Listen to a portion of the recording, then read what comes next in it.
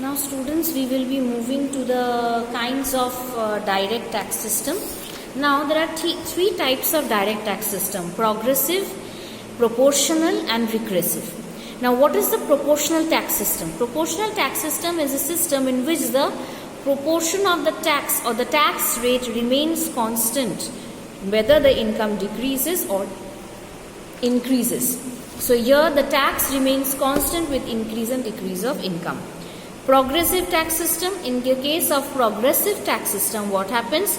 In the case of progressive tax system, the tax rate increases with increase in income and decreases with decrease in income. Regressive tax system, it is a tax system in which the tax decreases, the tax rate decreases with the increase in income.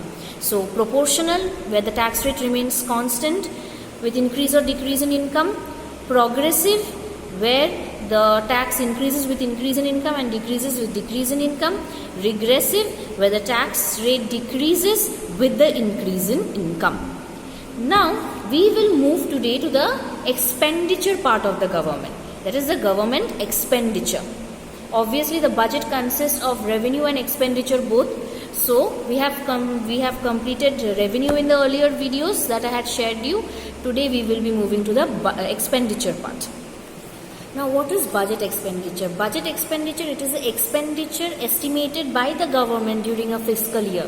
It is the expenditure which the government estimates during a fiscal year. Okay. Now under the budget expenditure we have got revenue budget and capital budget. Now revenue budget, in the case of revenue budget, there is no increase in asset or decrease in the liability. In case of revenue budget, there is no increase in asset or decrease in the liability.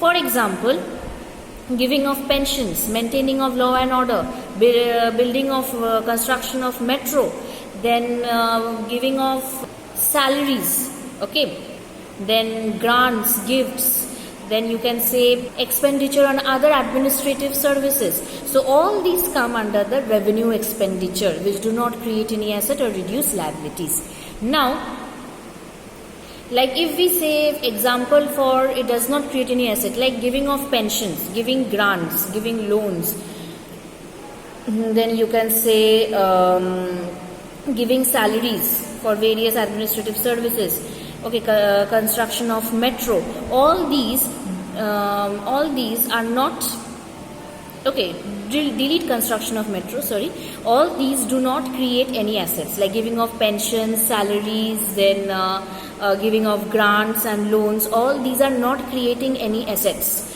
So these are coming under the revenue expenditure. Okay. Next is capital expenditure. Capital expenditure is an expenditure which creates assets and reduces liabilities. Capital expenditure is an expenditure which creates assets and reduces liabilities. Now, this revenue expenditure is recurring in nature.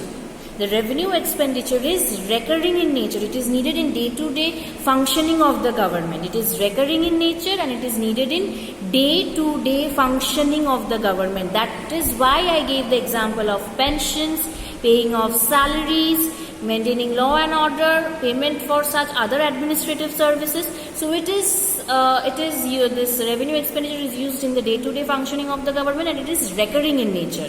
Capital expenditure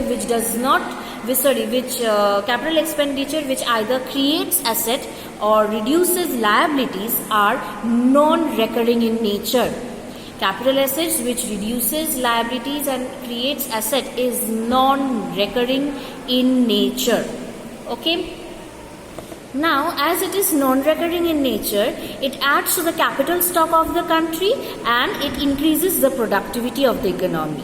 It adds to the capital stock of the country and it increases the productivity of the economy. For example, construction of metro. Construction of metro will come under capital expenditure. So construction of metro, flyovers, bridges, all these things comes under capital expenditure, which is non-recurring in nature. It adds to the assets of the country, which helps in increasing the productivity of the country. Now I will go to the next part. Now remember, the difference between revenue expenditure and capital expenditure is very important. I will give it to you in the notes. Now we will go to the measurement of government deficit. Okay, that we will do in the next video.